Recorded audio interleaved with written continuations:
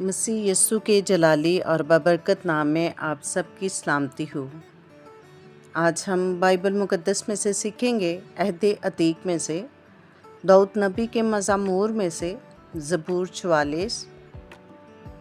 اے خدا، ہم نے اپنے کانوں سے سنا، ہمارے باپ دادا نے ہم سے بیان کیا کہ تو نے ان کے دنوں میں قدیم زمانہ میں کیا کیا کام کیے۔ تو نے قوموں کو اپنے ہاتھ سے نکال دیا اور ان کو بسایا۔ تو نے امتوں کو تباہ کیا اور ان کو چاروں طرف پھیلایا، کیونکہ نہ تو یہ اپنی تلوار سے اس ملک پر قابض ہوئے اور نہ ان کے بازو نے ان کو بچایا، بلکہ تیرے دہنے ہاتھ اور تیرے بازو اور تیرے چہرے کے نور نے ان کو فتح بخشی، کیونکہ تو ان سے خوشنود تھا۔ اے خدا، تو میرا بادشاہ ہے۔ یعقوب کے حق میں نجات کا حکم صادر فرما۔ تیری بدولت ہم اپنے مخالفوں کو گرا دیں گے، تیرے نام سے ہم اپنے خلاف اٹھنے والوں کو پامال کریں گے، کیونکہ نہ تو میں اپنی کمان پر بھروسہ کروں گا اور نہ میری تلوار مجھے بچائے گی، لیکن تو نے ہم کو ہمارے مخالفوں سے بچایا اور ہم سے عداوت رکھنے والوں کو شرمندہ کیا۔ ہم دن بھر خدا پر فخر کرتے رہے ہیں اور ہمیشہ ہم تیرے ہی نام کا شکریہ ادا کرتے رہیں گے، لیکن تو نے تو اب ہم کو ترک کر دیا اور ہم کو رسوا کیا اور ہمارے لشکروں کے ساتھ نہیں جاتا۔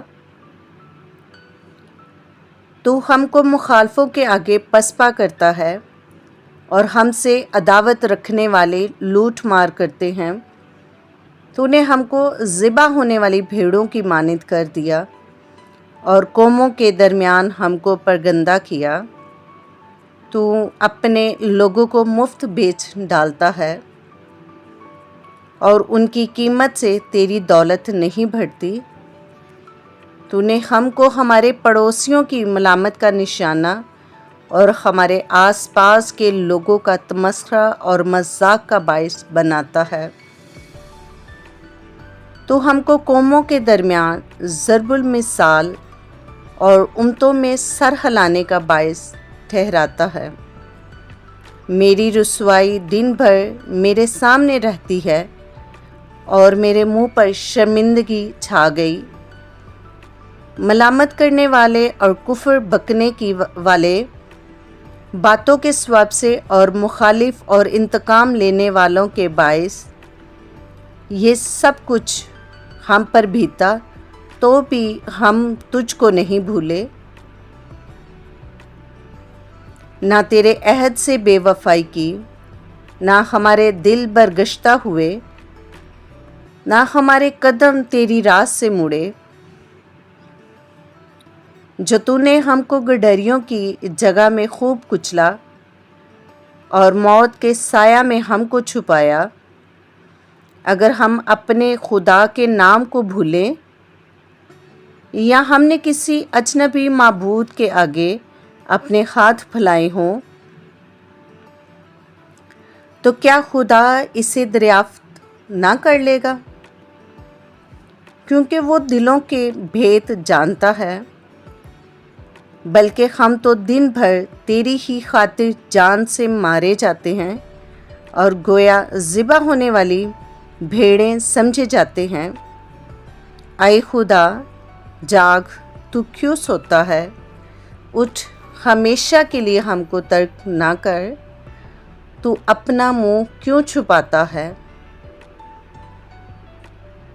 اور ہماری مصیبت اور مظلومی کو بھولتا ہے؟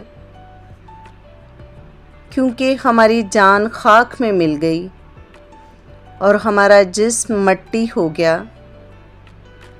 ہماری مدد کے لیے اٹھ اور اپنی شفقت کی خاطر ہمارا فدیہ دے۔ खुदावंद के ज़िंदा पाकलाम का पढ़ा और सुना जाना हम सब के लिए बाइस से बरकत हो। वीडियो अच्छी लगे तो लाइक करें, चैनल को सब्सक्राइब करें ताकि हर आने वाली वीडियो का नोटिफिकेशन आपको बर वक्त मिल सके। वीडियो लाइक और शेयर ज़रूर किया करें, कमेंट्स भी किया करें। Stay tuned with us. God bless you.